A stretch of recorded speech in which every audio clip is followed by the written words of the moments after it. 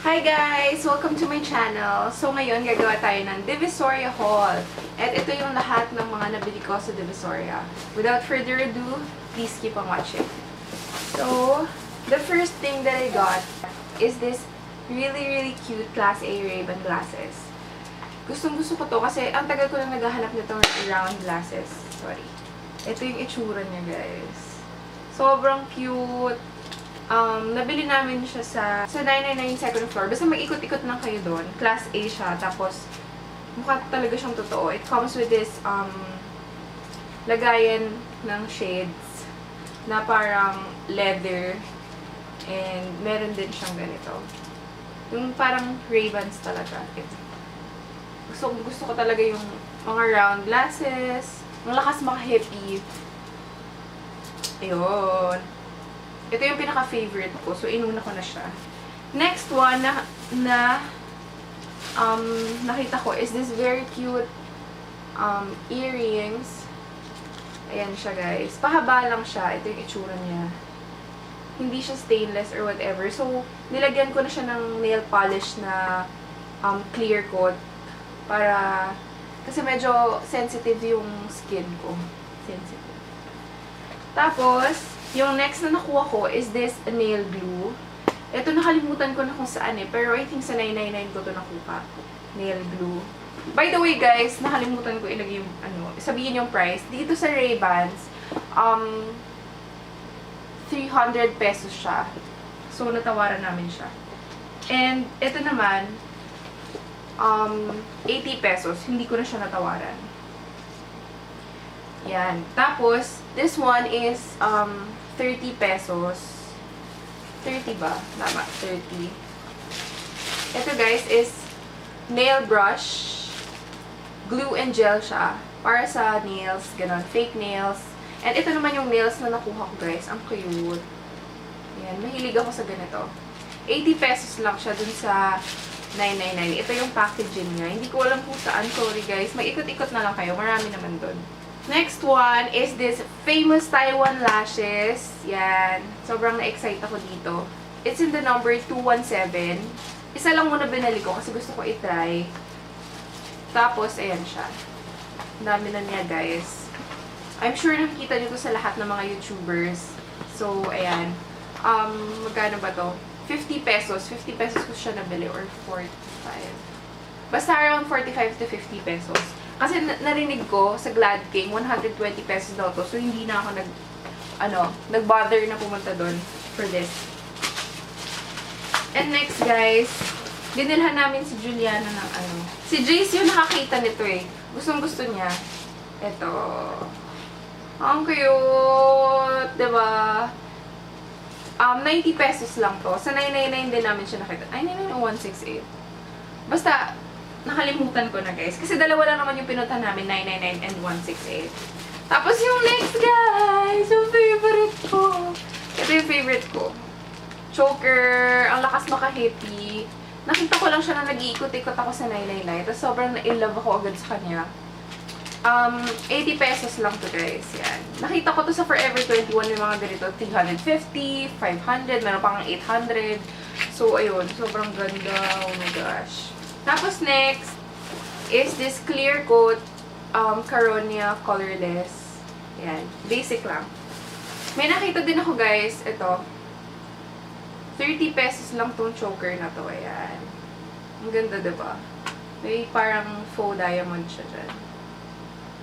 And yan. Ang cute. Mahilig ako sa chokers. Next one is this basic choker. Ito yung parang made of, ano lang siya. Parang mesh. Parang ganon. Tela siya eh. Hindi siya parang yung rubber or latex. Ayan. Nabili ko to for 40 pesos sa 999 din. Hi guys! So, yung next na binili ko is itong wig na to. Ayan. 350 pesos lang siya. And mukhang high quality siya guys. Ayan, ang ganda. Ang soft. Ah. Big.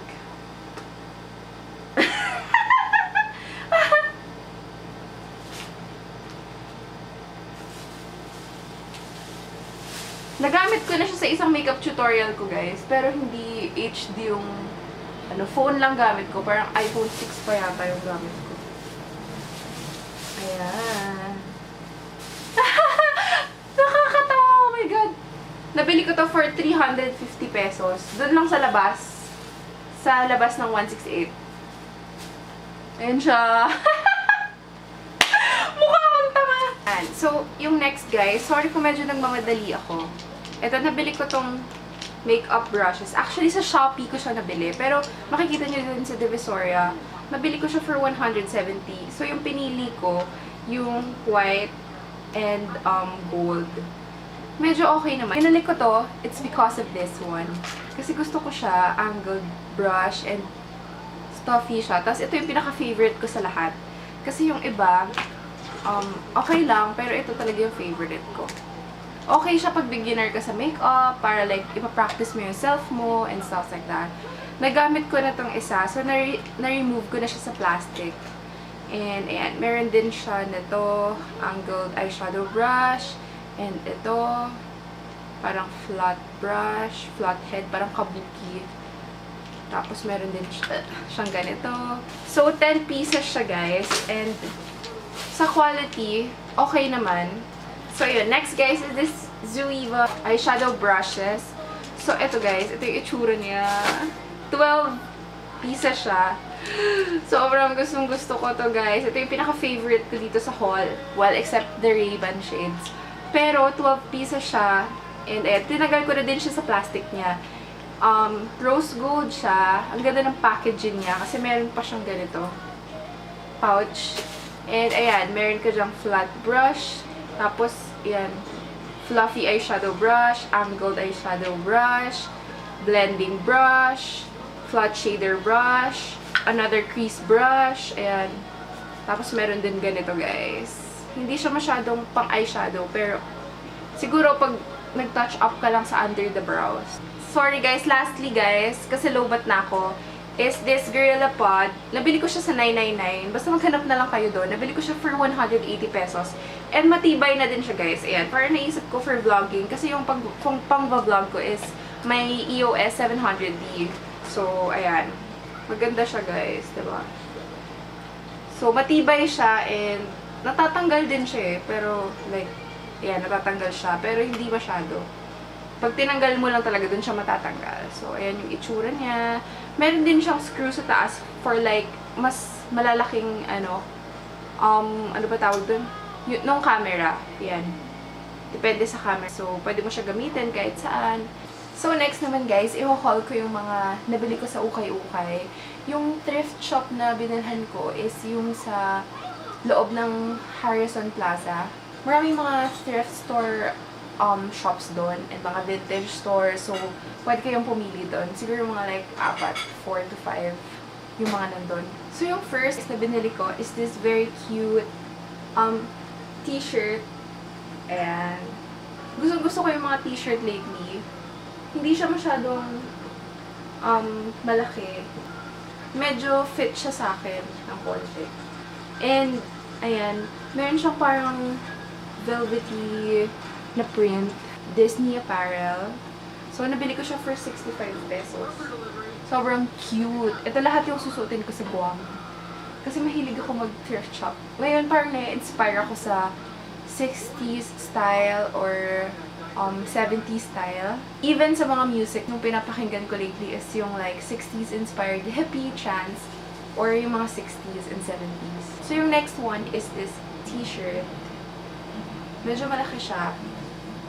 And I like it. Yung brand niya is Old Navy. Ayan, guys. Nabili ko siya for 50 pesos. So, gusto ko talaga yung parang mustard, yellowish color. Lately, actually, gusto ko yung mas faded pa dito. Yung parang sinauna, pero wala akong makita. Ito lang yung nakita ko. Yung iba may print na, so ayoko. Is this one. Shorts. Ako yung nag-distress na to. And, yung brand niya is Classic Jeans. Sobrang ganda ng quality niya. Ayun. Tapos perfect siya for like, ayan. Perfect siya for like the beach, kasi nga pupunta ako sa beach, and ganon. Next one is, hala, hindi ako mag-focus. Next one is this pajamas.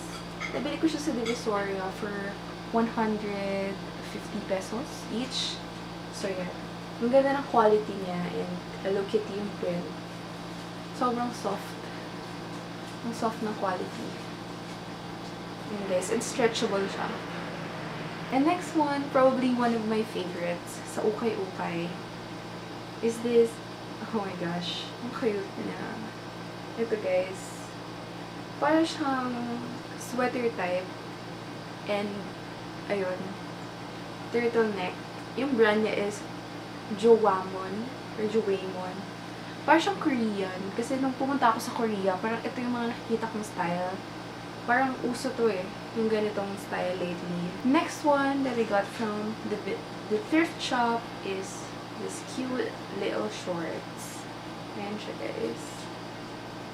May tassels siya. And, merong blue and white tassels. Tapos meron siyang parang, print. Ayan. Ang ganda. Parang Forever 21-ish. And meron siya sa loob ganito guys. Parang silk.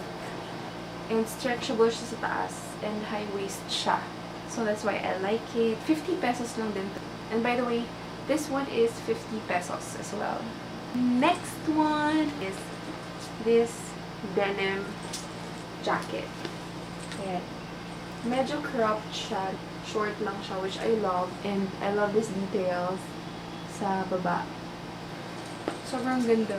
Nabili ko siya for like 115 pesos. 18, something like that. Brandless siya. Pero ang ganda ng quality. Para talaga yung denim talaga na classic denim. Next one is this cute one. Nasuot ko na to guys sa isa kong video, yung Ed Sheeran reaction video. Uminom ako. And gustong-gusto ko siya guys. Sobrang laki niya.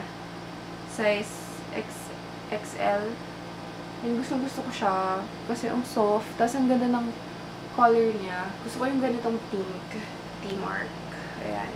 So, nabili ko siya for 55 pesos. I guess. Yeah, 55. Next one is this mesh white top. Na sobrang laki. Para siya sa beach. Ganon. And like, magbibikini ka sa loob. Or like, cute bralette inside. And pwede din mag-high waist na shorts. Or pants na baggy. Actually, kahit saan, pwede siya. Pwede ka din mag two-piece lang. Ang ganda nito. So, nabili ko siya for 65 pesos. And the last one, guys, is this really, really cute, actually, Romeo Giggly to. May story to eh. Kasi, nung nabili ko siya, para siyang scarf lang. Hindi ko maintindihan. Pero gustong-gusto ko talaga yung tela niya.